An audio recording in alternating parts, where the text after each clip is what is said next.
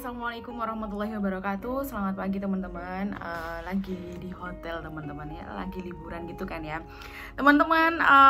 Sambil ada waktu di pagi hari, Bu Wenti akan konten terkait dengan skripsi gitu ya. Mumpung pagi-pagi lagi fresh di tempat liburan, Bu Wenti akan sharing terkait dengan bab 3 teman-teman.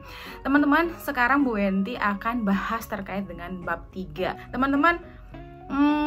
Aduh, agak dingin teman-teman.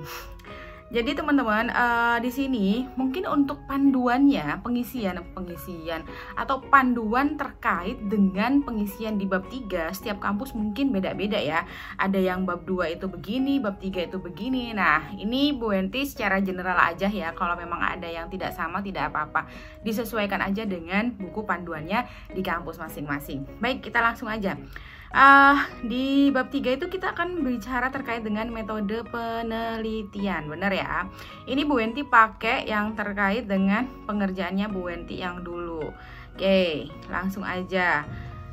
Untuk bab 3 ini kita bicara yang namanya metode penelitian. Yang pertama pasti yang akan dibahas terkait dengan metode penelitian ini adalah jenis pendekatan yang akan digunakan. Ada kuantitatif, ada kualitatif gitu kan ya. Teman-teman, penentuan kuantitatif ataupun kualitatif itu harus ada alasan. Ditanyain nanti teman-teman. Yang pertama itu nggak pasti sih, ada beberapa dosen ya, oh ya udahlah kamu pilih kuantitatif, ya udahlah kamu pilih kualitatif itu ya.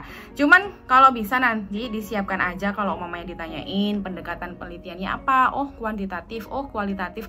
Nggak boleh dijawab kalau mamanya saya pilih kuantitatif karena saya nggak suka mendeskripsikan terlalu banyak bicara. Seperti kualitatif, oh saya suka kualitatif karena saya nggak bisa statistik. Tidak boleh ya, itu tidak ilmiah.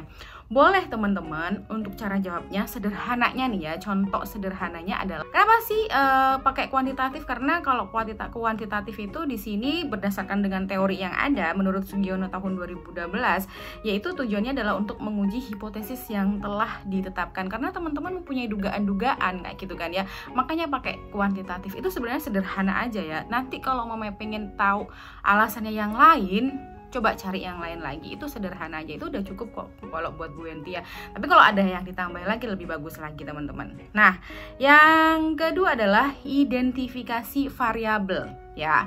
Identifikasi variabel ini ada variabel eksogen, ada variabel endogen. Variabel eksogen, ada variabel endogen. Ada dependen dan independennya ya. Ada X dan Y, itu dijelasin.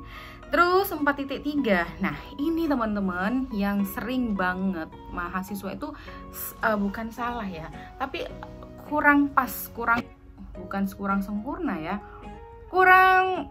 Lebih tepatnya adalah kurang pas untuk menentukan yang namanya definisi operasional variabel. Teman-teman, definisi operasional variabel itu berangkat dari definisi konseptual. Konseptual itu kan berdasarkan teori ya, kalau umumnya definisi konseptual. Tapi kalau definisi operasional itu adalah dari teori diturunkan ke operasional, yaitu dengan bahasa kita sendiri atau bahasa lebih mudah yang dimengerti. Nah, itu namanya definisi operasional. Nah, di sini contohnya nih ya, nanti Bu Wenti kasih contoh di sebelah. Definisi variabel merupakan konsep atau konstruk yang memiliki variasi bla bla bla bla. Nah, sekarang kita di sini ada contoh. Reward attractiveness adalah persepsi konsumen atas nilai ekonomi, ketersediaan reward yang menarik serta bermacam-macamnya reward yang didapatkan oleh konsumen selama menjadi anggota pada program loyalitas tersebut. Itu menurut Peterson 1995 ya. Lalu untuk definisi operasionalnya kita pakai bahasa yang lebih mudah dan lebih bisa dipahami, atau biasanya Bu Wenti bisa bilangnya itu adalah kayak bahasa kita sendiri lah, bahasa original yang dari kita sendiri. Nah, reward attractiveness adalah banyaknya rewards yang diberikan oleh perusahaan luar biasanya menarik dan serta bermanfaat. Itu bahasa-bahasa operasional teman-teman. Jadi jangan pakai yang menurut siapa lagi, dari konseptual diturunkan menjadi bahasa operasional gitu ya, yang lebih mudah dimengerti dan lebih mudah dipahami. Apa sih saja nih reward attractiveness itu? Nah, bahasa gampangnya seperti itu. Nah, setelah teman-teman ada reward attractiveness atau mendefinisikan secara operasional, indikatornya yang pas juga. Jangan cuman menulis di indikatornya ada yang namanya customer satisfaction, ada yang namanya merchandising. Jangan cuman seperti itu teman-teman, tapi dijelasin itu maksudnya lebih terperinci lagi. Misalnya nih ya, indikatornya di sini ada 5. Program keanggotaan di coffee shop Excelso sangat ekonomis. Ya, bukan cuma ditulis satu ekonomis gitu ya. Indikator dari reward attractiveness cuma ditulis ekonomis. Yang kedua hemat. Nggak seperti itu teman-teman, tapi lebih dijabarkan biar si pembaca lebih memahami. Misalnya, program keanggotaan di coffee shop Excelso sangat ekonomis. Nah, ya kan? Yang kedua, program kartu anggota bermanfaat untuk lebih berhemat. Itu namanya indikatornya. Lihat ya di sebelah ini ya nanti ya. Dan seterusnya dengan indikator-indikator dari variabel-variabel X lainnya dan juga Y-nya. Dijelasin ya, jangan cuman 1 kata, 2 kata saja. Oke, itu ya teman-teman. Terus kita masuk lagi nih contohnya punyanya Bu Wenti ya. Banyak. Nah, terus yang selanjutnya adalah prosedur pengumpulan data. Biasa lah ya, di sini prosedur pengumpulan data ada yang survei, ada dokumentasi dan lain sebagainya, itu gampang ya.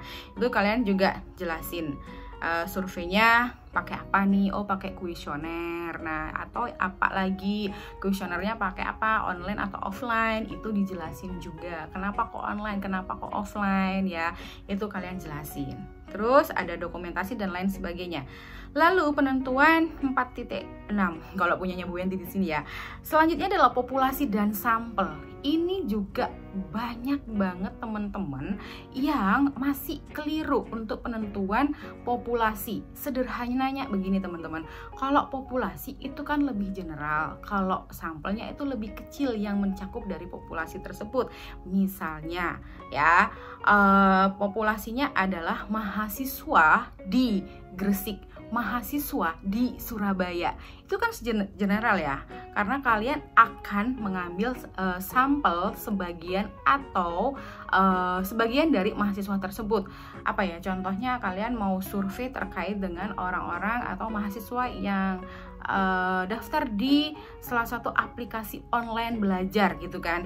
Nah, kalian sasarannya kan pasti pelajar ataupun mahasiswa. Kita ambil gampangnya mahasiswa. Mahasiswa yang ada di Gresik, mahasiswa yang ada di Surabaya. Sampelnya adalah mahasiswa di mana. Jadi gini, sesuaikan ya. Kalau teman-teman membuat populasi itu terlalu banyak, terlalu luas, sampelnya kan juga pasti banyak teman-teman. Nggak mungkin kalau umpamanya kita tuh kalau mamanya buat sampel, mamanya masyarakat di Surabaya, masyarakat rakyat di Surabaya itu berapa banyak gitu kan ya, masyarakat atau rakyat Gresik itu terserah berapa banyak, terus kamu cuma ambil sampelnya 100, apakah itu sudah mewakili?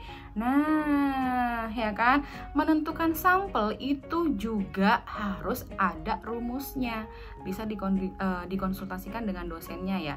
Jadi kalau umpamanya menentukan sampel teman-teman atau populasi, kalau populasinya itu adalah mahasiswa di Gresik, ambil sampelnya 1, yaitu mahasiswa di salah satu universitas. Kalau masyarakat Gresik, masyarakat Surabaya jumlahnya umpamanya 6.000, cuman ambil sampelnya 50, apa ya wis mewakili. Cari rumusnya. Ada ya beberapa rumus dari beberapa para ahli, ada seperti Sugiono, Ferdinand dan lain sebagainya untuk penentuan sampel teman-teman. Jadi jangan sampai sampel dan populasinya tuh jomplang. Maksudnya jomplang itu tidak terwakili gitu kan ya. Jadi yang ya udah jangan terlalu ribet, ambil aja mahasiswa di Gresik, mahasiswa di kecamatan mahasiswa di wilayah ini gitu ya, ambil satu sampelnya di universitas mana. Itu salah satu penentuannya. Dan jangan lupa tentukan juga siapa yang memberikan rumus seperti itu, atau lihat dari mana teorinya. Nah kayak gitu biasanya ditanyain penentuan sampelnya itu kayak gimana. Sebenarnya bab 3 tuh segitu-gitu aja ya. Populasi dan sampel udah ya, udah jelas ya. Terus yang selanjutnya adalah teknik analisis. Kalau di sini Bu Wenti teknik analisis ya. Teknik analisis ini kenapa sih kamu pakai regresi? Kenapa sih kamu pakai PLS? Kenapa sih kamu itu pakai AMOS dan lain sebagainya? Nah, di sini tuh banyak ya teman-teman. Itu teman-teman boleh baca dulu. Oke, itu urut-urutannya dulu. Oke, teman-teman, di sini ada uji reliabilitas, ada uji dan sembarang lah, banyak banget ya. Jadi tadi yang benar-benar yang sangat diperhatikan kalau buat Bu Wenti yang masih banyak kekeliruan itu adalah penentuan populasi atau sampel dan juga definisi operasional.